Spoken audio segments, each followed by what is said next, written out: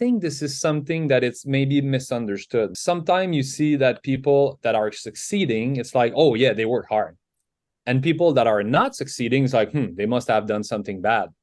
But most of the time, it's not this. Like many people that are failing, like they work their ass out like every day, but still they are failing. And this is something I'm often saying to people I meet in the business world. You cannot take chance out of your equation. Chance is there somewhere. This is All Things Fitness and Wellness, hosted by Chrissy Van. Together, we're uniting industry thought leaders and fitfluencers on the mission to inspire innovation and encourage people to live a life fit and well. Brought to you by Fitness World. Your fitness, your way. Visit fitnessworld.ca. As a podcaster, sometimes you set up an interview and it over-delivers with relatable stories and takeaways that make you feel seen or less alone within your journey towards success. Such was the case with my interview with Executive Director of the Fitness Industry Council of Canada, Gabriel Hardy. One of the overarching themes in Gabriel's story is failure.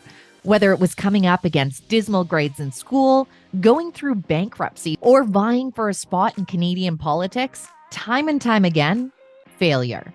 Now, you can easily ask yourself the question, with a podcast designed to share inspiring stories and propel the message of exercise as medicine, why would you have the guy on who, quote unquote, failed so many times? Well, it's because every single one of those instances guided Gabriel through his passion, endless determination, and perseverance to ultimately succeed.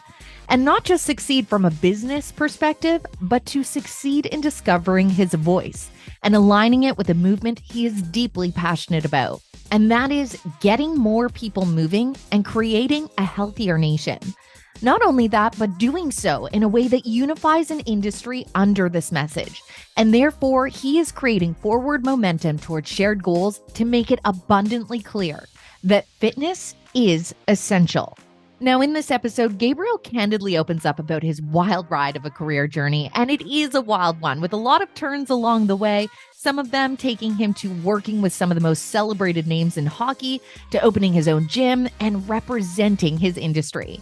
He has some entertaining stories to share along the way, but before we get to it, be sure to hit like and subscribe. We have new podcast episodes weekly featuring industry thought leaders and influencers. Plus, we're continuing our gym and wellness haven tours with inspiring founder stories.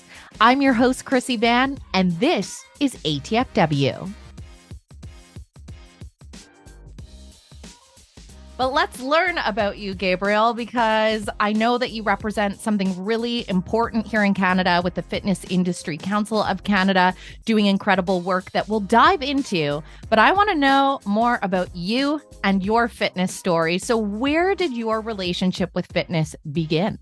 You know what? I was a cadet when I was younger, in military cadet, and I was playing music. I was a musician. At one point, I really saw military people in my young mind as people in shape. You know, you have to run, you have to like military. I clearly remember one day the person in charge, so let's say the officer, asked me, let's do a warm up before we start the day. Like, yes, we're going to play music and everything, but, you know, we are cadets, so we're supposed to run or whatever. And I just started to, okay, I'm going to run with you guys. And after, let's say, 5 minutes, everybody was exhausted. And I was like, it was clear to my mind. And I don't know, like sometimes there's event that flip you around. And in my mind that day, I was like, I don't want to be like this. So the year after, instead of having like a subscription going back to cadets, I went into my school to play basketball. I was no longer in the music anymore. I wanted to be a sport guy, you know, training hard. What instrument did you give up, first of all? Let's paint the picture. Oh, I continue not to play in the cadets, but I was playing drum. Oh, right on. So in the cadet, it was the snare drum you walk with. But then like I was still playing drum at school. So I started to train, lift weight, and play basketball, play football, like trying a lot of stuff. And I really found my niche, let's say, into strength training, like Arnold Schwarzenegger and all the bodybuilding. And this is like the first connection was, wow, okay, those people are pushing hard. And then I wanted to be a kinesiologist. So here in Quebec, you have high school, then it's called cégep. So it's like 2 years just after high school, and then you enter into university. So I failed so much classes in cégep. It was like weird, but I had to learn how to, like work hard, work your ass to be able to get what you want. And I had a clear vision where I wanted to go, but the path was really not fun to pass through. And then I clearly remember, and you cut me anytime. I talk way too much. There's no such thing in a podcast. I encourage Yeah, it. So okay. And I remember, I love to train. I was training always during my cégep years and working hard to get all those science stuff. And when you want to enter into Laval University in kinesiology, it's connected to the medicine faculty here. right. So you have to pass all the same level as if you want to go for doctor or physiotherapist and all those stuff. So that was clearly not my big strength, So I remember registration, and they said to me, people like you, let's say, like with your kind of grades and everything, normally you fail after 1 or 2 sessions and you're kicked out. And this is exactly what happened in kinesiology. So first year I was so bad that after, like, the director of the programs asked to meet me and just said, you know what, it's going to be tough for you to stay. So I double up again, working hard, and training, but still have to work on my study and everything. And at the end, I managed to have my kinesiology degree. A lot of people wouldn't persevere when you start hitting those roadblocks. It's easier to say, yeah, okay, no, thank you. Not for me. So there's a saying, the link between perseverance and just not wanting to give up on something when you should, Mhm. So persevere and being just dumb and just, it's like a thin line. That's true. So, I'll give you that.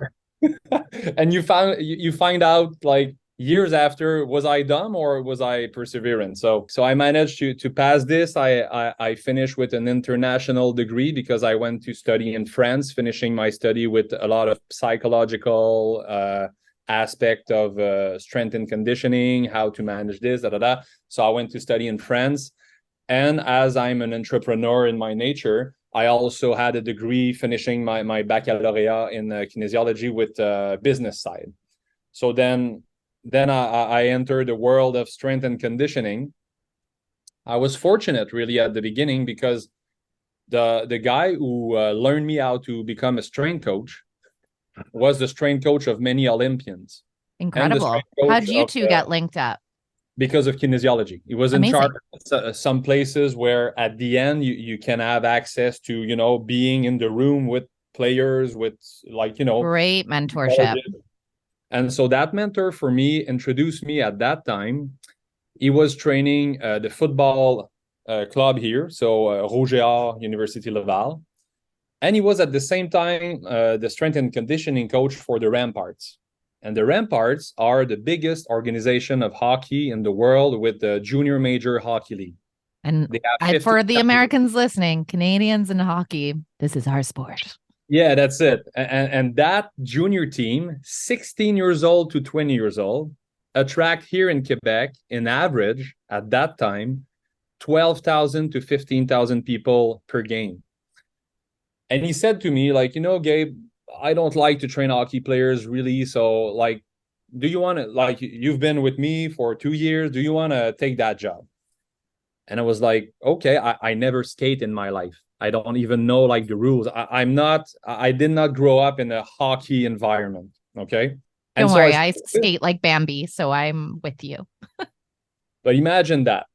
So he said, we have a meeting with the head coach and one of the owner. It's going to be this week. You want to come with me? I'm going to introduce you.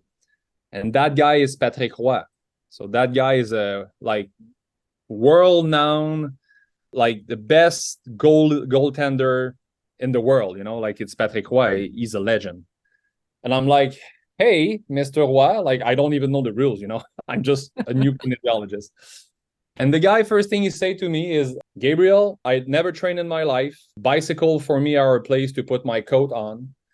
I've been the best goalie there is. I don't believe in training, but seems like we need one. Do you want to take the job? So I was like, okay, let's face the challenge. So at that time, I became the kinesiologist and the strength and conditioning coach for the Ramparts, and I've been there for many years. And that created a lot of opportunity for me because at that time, my mentor was training professional hockey players, but all the new guys coming up were with me in Quebec. And those guys are Jonathan Marchessault, which I like still is with me to that day. Just won the Conn Smythe and the Stanley Cup this year. Yanni Gould, two-time Stanley Cup winner. And I have like nowadays a lot of young hockey players that grow up and now are NHL guys. So I had the chance to work since a while with them.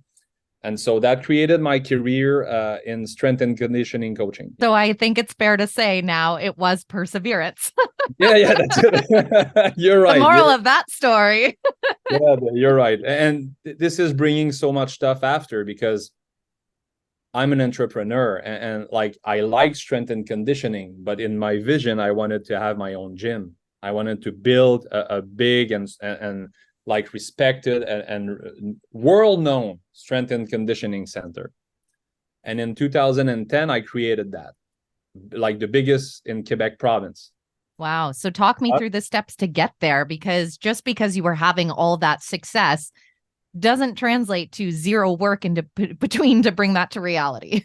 That's it. And sometimes, like in our field, in our industry, we are really a passionate industry, like people passionate about fitness, passionate about strength and conditioning, passionate about health.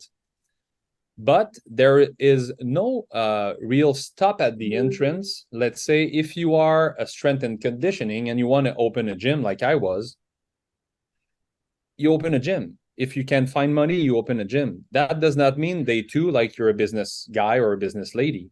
Like you're just somebody who's a good trainer now trying to get into the business world. And the sport of business is kind of a sport, like it's kind of another world.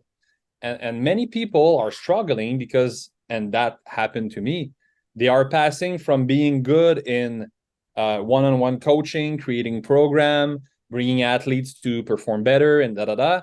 Then they have to manage staff, opening hours, clients, like customer experience, publicity, marketing. This is not the field we're used to work on. And I pretty fast knew about that because I opened in 2010 and I did like 2 expansion at that time, really too fast. I managed less to work on the field and more in my office. And then what is supposed to happen, and that kind of story happened, I went bankrupt. So in 2014, I was 6 months without paying my rent. And it was a tough time. How did you, because like you speak to something that I think is really relatable for a lot of people. When you take on this new challenge, you're so celebrated where you were and doing super well. So talk me through the journey of your ego through that, because I mean, all of us have ego. You need it to persevere, but it is extremely humbling when you put yourself in a position where you aren't excelling out of the gate. So what was that actually like? Because that's tough when you go from the top and you could stay at the top, but you decided to take on this challenge. It's tough. Honestly, it's really, really tough. And you're like facing your dream falling apart. And I'm really a kind of vision kind of guy. Like I really clearly see where I want to go, My aims are clear. I'm goal oriented. And when you work hard, and I think this is something that it's maybe misunderstood. Like sometimes you see that people that are succeeding, it's like, oh yeah, they work hard. And people that are not succeeding, it's like, they must have done something bad. But most of the time it's not this. Like many people that are failing, like they work their ass out like every day, but still they are failing. And this is something I'm often saying to people I meet in the business world. You cannot take chance out of your equation. Chance is there somewhere. Sometime you're you have a good idea and a good time and everything is aligning and opening and like you're full of potential and boom, like you succeed. But most of the time, like there's that factor you have to take in consideration, and that chance is sometimes bad timing, or I don't know, like you made so many mistakes one back and after this is taking too much on you and da da da. So, and I feel, and this is something I told, I think, some media with Jonathan Marchessault this year, winning the Conn Smythe and the Stanley Cup. Like, we are always looking at the trophy. We are always looking at the people succeeding. But hard gym, this is my first gym, hard gym, like it's tough to be, it's not easy. It's hard. Hard gym, that mentality I had, and I still have to that day, is success comes through work. Okay. But you never see, like, nobody see and nobody praise when it's tough.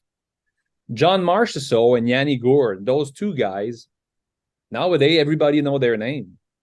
But John at first was on draft, but like before that, I trained him since he's 16.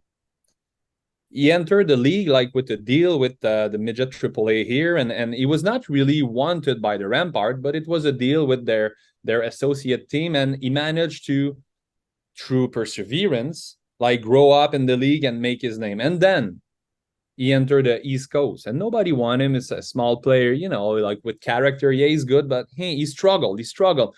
There was no show on him. There was no trophy with him. Like at this time, nobody. And then he managed to be able to go with the Panthers, and he had a great year, but still they did not keep him. And then, like, it's that story was not great till he lived the cup and win the Conn Smythe, and now everybody's like, oh my God, he passed through so much adversity and da. We never praise adversity, but this is what build people that are strong. This is what build people that can pass through tough times. And I think this is something in my journey that, build me up. So just to come back to your question, was it tough? Yeah, it was really, really tough. And I remember when I was going to the guy in charge of the bankruptcy, I don't know the name, but that person, like, having to negotiate with banks and that. I remember clearly I come out of my car and I'm like, I'm at my failure moment. I was clearly like having the document in my hands and saying my dream, it's not working. It was tough. Fitness World's 16 British Columbia high-value, low-cost gyms are committed to helping people reach their fitness goals, whatever those may be. Exercise and movement play a pivotal role in supporting people's overall health and wellness, and it is Fitness World's mission to provide the facilities, services, and amenities to help you achieve your fitness your way. Visit fitnessworld.ca for more information. So what happens at that point? I mean, you have the paper. On top of that, now you have life stress because bills keep coming no matter. Yeah. Unfortunately, it's like they just won't stop. So again, you're in a situation where it would be very easy to be like, screw this, I give up. But again, that's clearly not you nor your story. So what happens there? It was weird. All that process was tough on my mind, was tough, but I learned so much. And I always say, and I did not invent that sentence, but sometimes you win, sometimes you learn. And for sure that that time was a lot of learning, And so with that guy in charge of my bankruptcy stuff, he explained to me all the negotiation behind the scene with the banks. And, he was explaining to me, there's different kind of negotiation that can happen for you. But like, remember one thing, banks, when they are giving you money, they are giving money to a number, not a person. At the end of the day, you're part of a calculation, and they know some of them will raise up and bring back some interest, and they're going to make money with that loan, but they're going to lose, and they know they're going to lose. And so he explained to me that you have to be aware that if you work your ass out, like you did everything you can, you're still part of a calculation. So don't take that too personal. I know you will, but don't take that too personal, and learn about this and now focus on the next step. So we were able, and let's just sidestep one thing. So I was going to bankruptcy, okay? And one day, 3 guys enter my gym.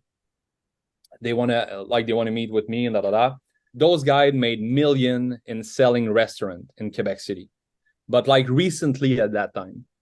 And those guys were training in a gym near my gym.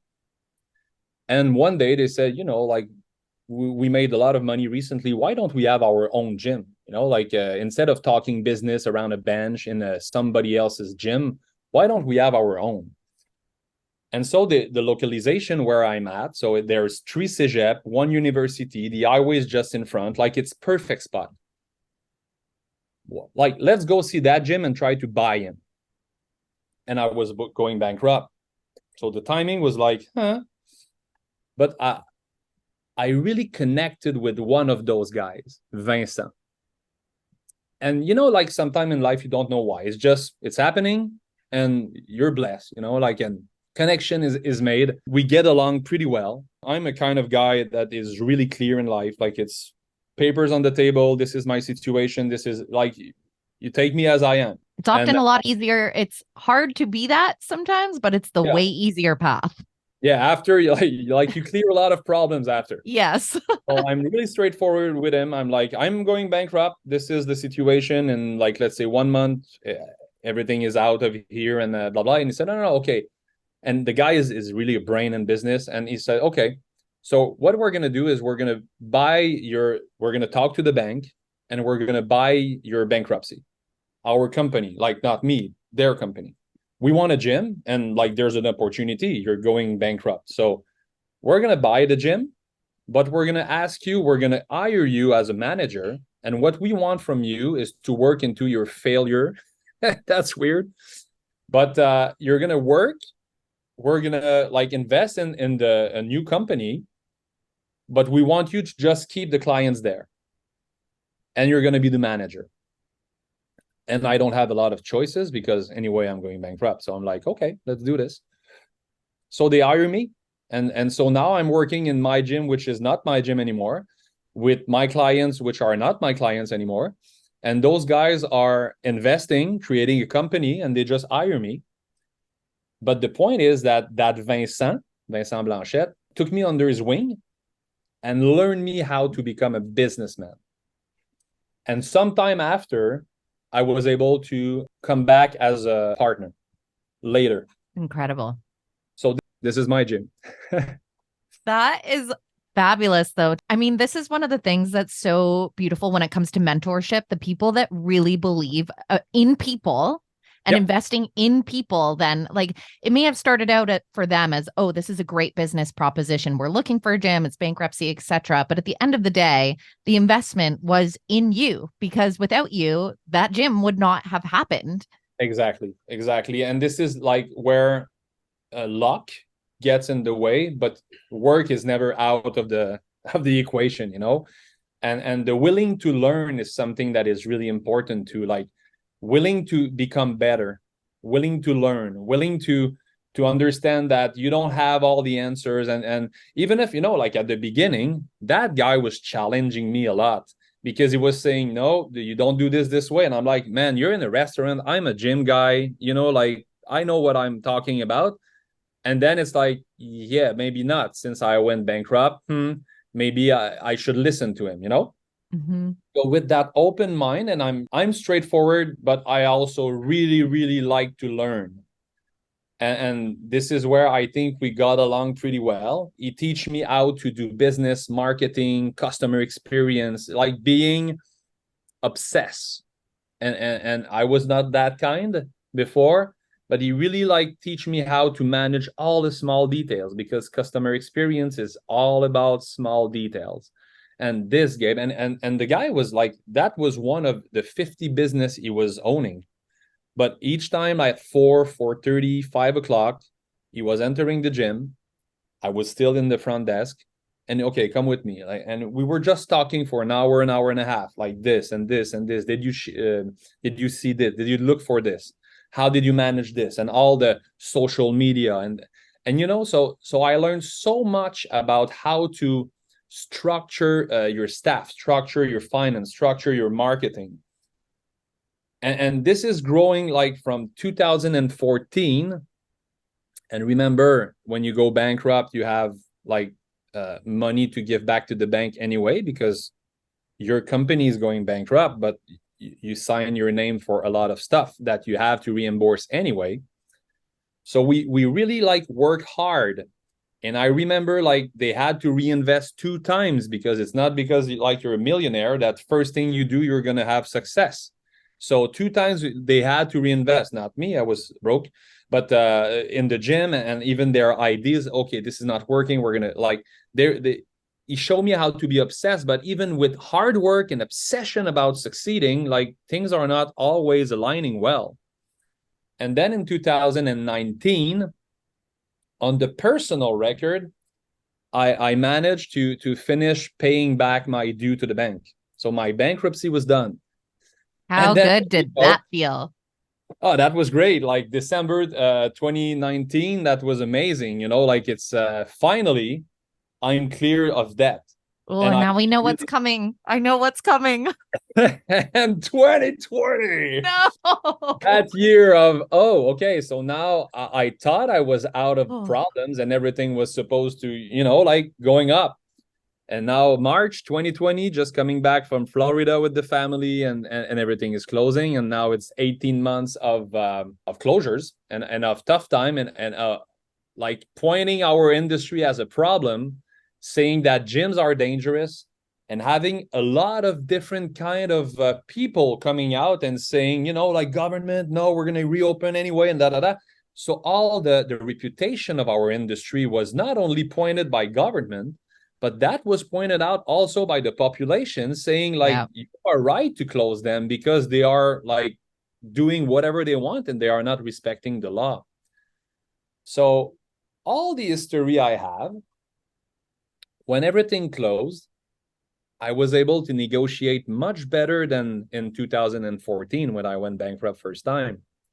So, a lot of people in that business world, in that sport of business, they don't know how to negotiate, and they don't know the hard line because they did not go through the other side, like going bankrupt. So I remember like when we first closed, obviously like first closures, nobody was really like aware of what's happening. Yeah. Most of us were like, oh, pack up for 3 weeks and we'll be back. That's it. Really? But after a month, I called the landlord and nothing was done yet. And I said to him, pandemic is not my fault. I'm not paying anymore. And, like bring me to bankruptcy. I don't care. But I'm not paying my rent. It's not my fault. And you're not going to be the one making the money and me going bankrupt or not having money because there's pandemic. And we passed through so much stuff together that he said, okay, let's be partner into that. And this is how we managed really to structure things out throughout pandemic, and all the negotiation between banks and between, like, I was maybe harder than somebody else, I don't know, but at the end my gym is now in a really good position. And I took the stance a lot also for the industry, because like I say, in Quebec in 2020-ish, like summer 2021, there was gym taking too much place in media and bringing really a bad influence and bad attitude, and bad like people were seeing gym as so much problems. And with all the ramparts, and with hockey in Quebec, I have a lot of contact in the media, and I started to just call them and say, okay, like, you want to interview somebody from the industry, I'm going to talk about the industry. And I wanted really to bring the idea of having gym structure, professional. This is a place for kinesiology, this is a place for health. Yes. And then during all pandemic, 18 months, each and every week, I was either in media, like radio, journal, TV, all the show, French show in Quebec province. Like, I was there talking about the importance of physical activity, talking about the importance of gyms, talking about our professional, and trying to bring that vision and that way of seeing the industry from the perspective of politician, population, and everything. And this is where I got involved into Fitness Industry Council of Canada. So obviously we have a lot of listeners that are joining us from all over the globe. So talk to me a little bit about what the Fitness Industry Council of Canada is and what you represent. So Fitness Industry Council of Canada it's an association that is there since a while. So 2006 it was created by Mr. David Hardy, which owns Orange Theory Canada and is one of the creator, if I'm not mistaken, of Orange Theory Global. Okay. So he created that to represent the industry, to make sure lobbying effort were done behind the scene. The biggest thing, I think, since the beginning that FIC did was fighting against music licensing. Not really against, but making sure it was fair. And in 2014, they won, and they saved more than $20 million or $30 million to the industry, because like they were able to present the fact that the amount of money government wanted to charge to the industry was really too high, and that's going to bring a lot of problems. So they were able to say, we want to pay music licensing because we recognize the fact that artists, they need their fair sharing and everything, but not to that amount. So that was really like behind the scene. And then still working, like they are behind the scene, they are there, they check if there is something that would influence on a negative side the fitness industry. FIC was there. When pandemic started in 2020, many gyms around like Canada were asking, like, is there somebody talking with government? Do we have connection? And the reality is that we were not really an industry before. Like, yes, FIC existed, but in the mind of politician, restaurant association, long time created, hotel, like whatever industry you can name. Fitness industry, it's like, like, who are you guys anyway? You don't have connection. Still thought like very siloed too. Like I think it was very individual. Yeah, and a lot of competition, and it's like it's small and medium business, you're always fighting together. It's never been like association that we can really talk together. There was no open sharing and communication with government regarding fitness industry. So at first, I think it's normal. We're trying to get connection with government, local politician, municipal, provincial, and federal. And FIC was the only one, and still to that day is the only organization representing fitness business owners, operators, and fitness professionals. So we were there before, but really like the increasement of the membership really comes through pandemic. Everybody was asking.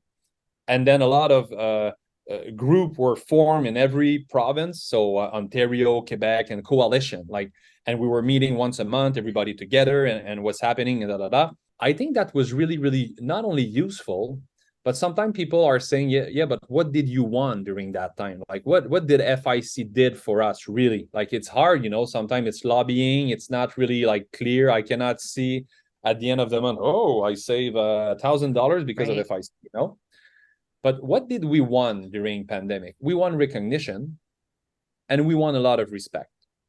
Because like I said, there was a lot of gyms going out and really having a bad influence and a bad reputation for gyms. But FIC managed to be strong and aligned and with a message, like for those 2 years, nonstop and clear communication and province to province. And we were able to lobby in a solid way to now have the respect of government. And now, this is really something new, but when they are, first time this summer, they created a roundtable for the Canadian health habits. Normally they have university researchers, government people coming together and talking together about how to get. For the first time in history, they ask a private organization. It's like we represent business owners, and they ask FIC to be around the table and explain how we can help Canadians be more active, but we have somebody representing private industry there, because we are the number one destination for 18 plus. When you're young, you play sport and you're part of being active in Canada. But when you pass 18 or 20, where do you keep your shape? Where do you keep your health? Yes, there is beer league with hockey. Yes, you can still play. But, if you play football, after university, it's kind of rare you continue to play football like in a beer league, and maybe soccer, or maybe, I don't know, like basketball, yes, but the main place is gym. And so now we are contacted by government. Recently, two cities in Quebec province contacted me because they want to become the fittest city in Canada, and they want to know how can we do this, how can we reach people, how can we market to them. And you know why it's important for FIC to be there? It's not only when you talk with people from university, when you talk with researchers, they don't market. There's a big link between having science and changing lives. People don't change because science says so. Everybody know that they should save money for their old days, but they don't do. You know why? It's the same for fitness. Everybody know that they should be more in shape, and they should train, and they should take care of their health. They don't know it why. It's not sexy. Like doing effort is not sexy. This is our job. We are able to sell to people, sell to take care of themselves. And this is why I think it's important. Whatever you have in life, and this is something I share from Schwarzenegger. Recently, he said that Legend. whatever you have, Arnold, he's saying, as an actor, when he started, the actor was saying, no, I'm an artist. I don't market. Like, I don't do marketing business. No. And he was like, I don't have that kind of like wow factor. I need to market to be able to be a good actor. So he said, I was selling everything. And he says the same. You have science, you have a new discovery, you have something to, if you're not able to market it, you have nothing. And this is exactly what we need to do. We have to market the fact that you should take care of your health. And even if the government has so much study, international, Canadian, whatever, and everybody know, if you cannot market, you're not going to be able to do change. So this is what we want, I think, during pandemic: respect, recognition. And now we are at the point where FIC, Fitness Industry Council of Canada, is at FIC 3.0. So now we are post-pandemic. A lot of gyms are looking at FIC as a crisis organization. Like, you were important when we were closed. Now we are reopened. Like, why don't we need you guys? And love money don't exist anymore. Gyms have, a lot of debt. It's not all the clients that came back. In fact, the industry is back to 85% of pre-pandemic numbers. So giving money away, it's love money instead of an investment. FIC, they say we are searching for a new executive director. I applied because my gym is going well, and I have time to focus on this because I believe in what we do. And I applied, and I share my vision. And I say we need to support, protect, promote. Those are our three pillars. We need to market who we are, what we do. We need to, yes, lobby, but we need to organize, structure our organization, our association, to bring a lot of members in, and to be able to have the strength in the numbers. Because in politics, and this is maybe another sidestep, I did politics too after like COVID. I wanted to, because I was lobbying during COVID, all the politicians. And in Quebec City, there was an election coming. And so I said, I raised my hand. I say, I want to present myself. Nice. Because I want to be elected, and I wanted to know the behind the scene of being a politician. And so I learned a lot. I lost, again, but I learned a lot. And so I knew, with that sharing coming back to FIC, that we need, yes, to lobby, but in politics, if you want to shake politics, if you want to move politician for your interests and what you are asking, you need voters. Politicians are moving for voters, not for science. Yeah. So they want to be elected because if they're not, they cannot change anything. So they want voters. Then, if something that voters want can be backed by science, they will say that science is showing us that we need to take action regarding that, and it's backed by science. But you have so many stuff backed by science that is not like it's not happening in the plans or whatever, because voters don't care. So what I said to FIC at that time, I said, we need to have more members because if we have more members, we have more recognition by government, because they're going to say, oh, okay, you represent a lot of people. And this is the vision I have and that we share with FIC now. Support, promote, protect. How do we support? I'm having discussion with many suppliers. So now when you're a member of FIC, you have access to exclusive discounts. So we are helping you save money.